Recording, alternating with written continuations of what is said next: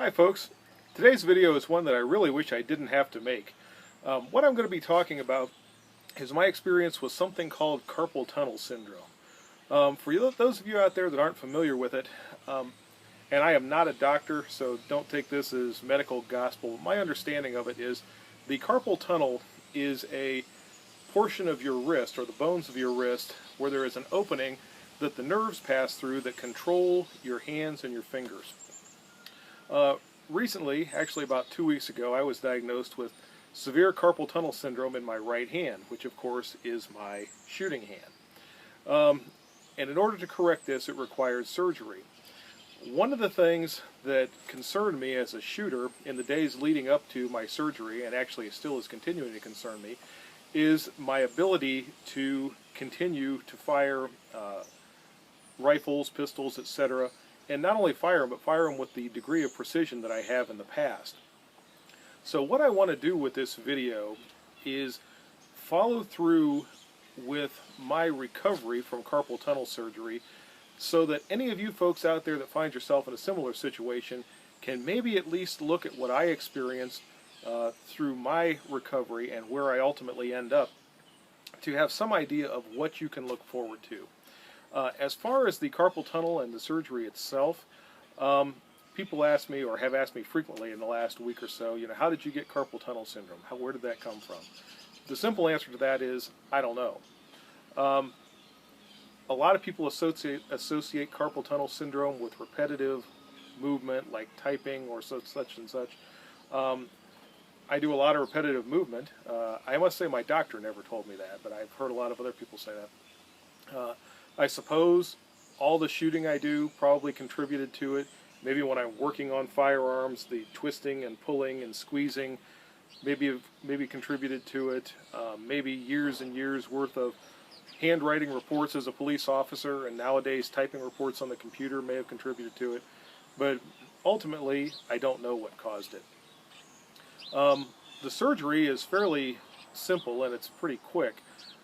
Basically what happens is the surgeon goes in, cuts an incision in your hand right here, goes in and opens up that opening. That doesn't sound too good, but that's what they do, to allow more room for your nerves. What I've noticed in the days since and this is now day 2 since my surgery. There was the day of the surgery yesterday and now today. I don't have a great deal of pain in my hand after the surgery, and I'll show you my incision here in a little bit. And my thumb, my trigger finger, and my middle finger all seem to function pretty well.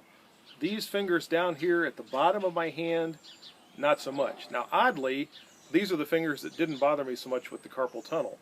My experience with carpal tunnel is when I was doing something with my hands, maybe driving, if I was firing a long string of fire with the rifle, which is what really started to bother me, my hand would feel like it was going to sleep, particularly my thumb, my trigger finger, and my middle finger. And as you know, trigger control being so crucial to precision shooting, if your trigger finger feels like it's going to sleep, that's a problem. So I would have to stop, shake my hand, get the feeling back into it, and then go back to shooting. Since the surgery, like I said, I haven't noticed any of that in my thumb or my forefinger or my middle finger, but these bottom 2 fingers are very weak and they don't want to move quite right. As it stands right now, I really can't grip a firearm, as I'll demonstrate here in a minute.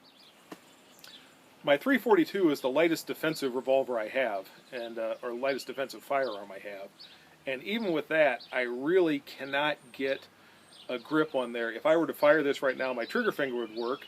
I might be able to squeeze the trigger through the trigger stroke, but when the gun recoiled, it would go flying. There is not really any way that I can hold on to that tight enough with these fingers to keep a good grip on my firearm. Now, some of you might be thinking, what are you going to do if you have to defend yourself? Good question. That's why God gave me 2 hands. With my left hand, and this is the time for all you police officers that wonder why you practice firing offhand, or excuse me, firing with your non-dominant hand on the range. This is the time for it. In fact, I want to go out to the range maybe today or tomorrow and do a video out there of just weak hand shooting to show some of the things that I've done to try to compensate for the time that it'll take for my hand to heal.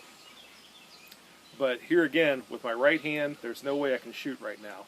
Through the progression of this video, I want to go through different stages, and I'll keep you folks apprised of when I can get a stronger grip on the firearm, when I feel like I can start to shoot, what it feels like when I start to shoot, and ultimately at the end of the video, what I hope to be able to tell you or demonstrate to you is that I can once again shoot just as well as I did before. If not, I'm going to be a very unhappy fellow. So this is the beginning. Oh, I'll show you that incision real quick.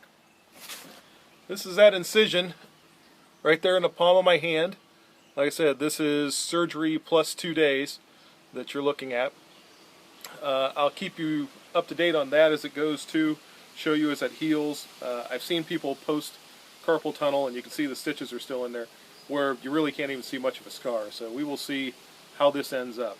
And again, I wish my hand worked better, but that's not doing too much right now. So I'll keep you advised on how it goes. And for now, good shooting. If you have any comments, leave them below. If you're interested in more videos, more actual shooting videos, please subscribe. And other than that, have a good day and good shooting. Bye-bye.